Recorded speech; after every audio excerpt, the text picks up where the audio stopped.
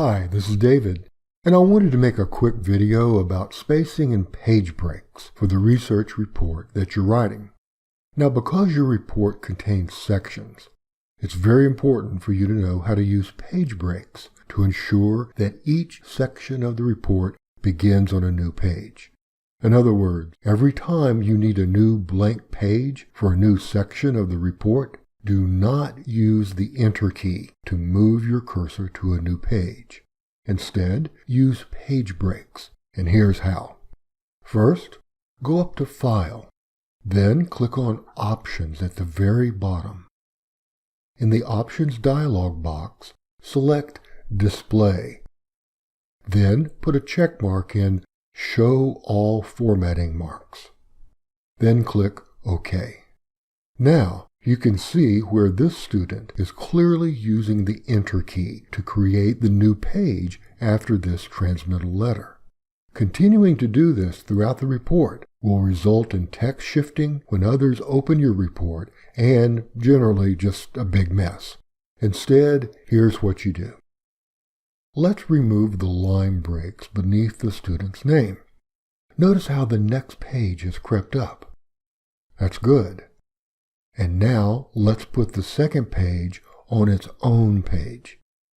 To do so, go up to Insert, then on the Pages drop-down menu, simply select Page Break. You should now see the page break underneath the name. Let's scroll down to the page that we created.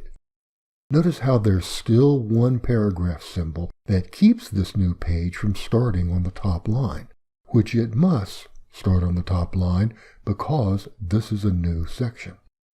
So let's delete that paragraph break. Now let's double-click in the header area to make sure the page is starting on the top line. As you can tell by the dotted line, the title begins just below the line. Perfect. Okay. Double-click on the word header to exit the header area. Now, we simply repeat this process to insert page breaks for each new section of our report. Here we are at the bottom of the title page in the beginning of the table of contents.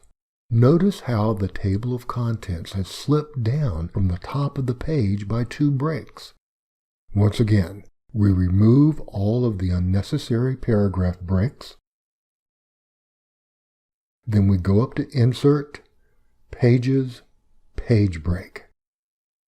Okay, we see our page break appear, and once again, we have to remove one or more extra breaks to make sure this new section begins at the top of the page. Once you've finished creating the page breaks the way you're supposed to, return to File, go down to Options, then select Display, and remove the check mark in front of Show All Formatting Marks. Okay, now your report is back to normal and looking good.